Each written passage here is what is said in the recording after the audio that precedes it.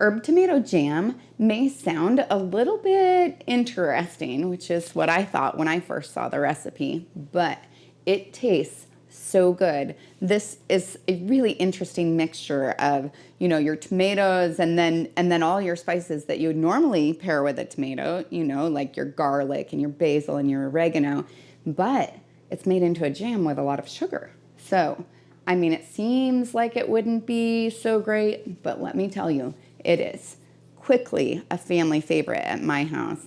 I let my dad try some and he was amazed. I've had people who say they don't even like tomato try it and determine that, well, maybe they do like tomato, but only in herb tomato jam. So the rest of this video is going to be a voiceover because there were some audio issues the day I filmed.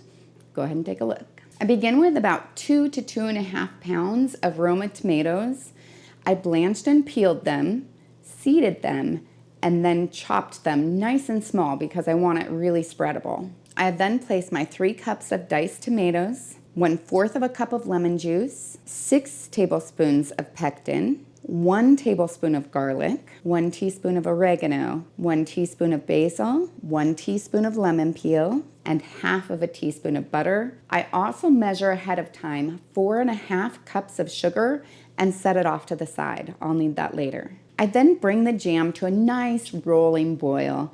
You can tell it's a rolling boil because even though you stir it, it continues to bubble up. I then add the sugar all at once, and I return the jam to a rolling boil, which may take anywhere from 5 to 10 minutes. I try to make sure that I stir this whole time because once you add that sugar in there, it becomes a little bit easier to burn it, and I don't want to lose it at this point. Once it comes to that full boil, I go ahead and boil it for 1 minute. Now that's kind of important that you pay attention to the time because that's what activates the pectin. I then jar it into 5 half-pint jars. I want to leave a 1/4 inch of headspace at the top, so that's the space from the top of the food to the top of the jar.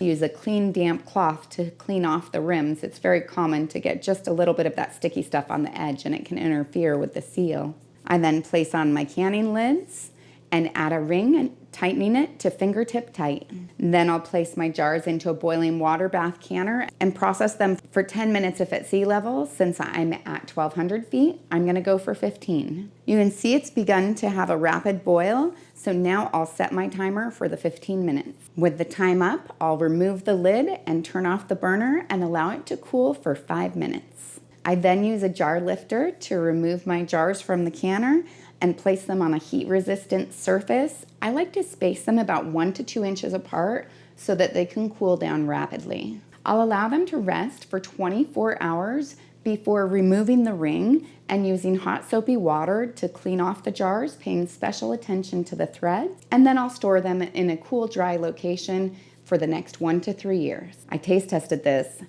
and I'm telling you, it's just so good. That mixture of sweet and savory.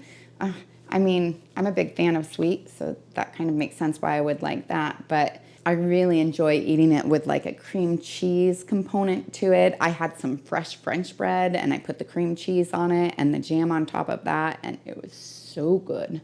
I've had it on baguettes, I've had it just on crackers with the cream cheese, and really, this one is worth your time.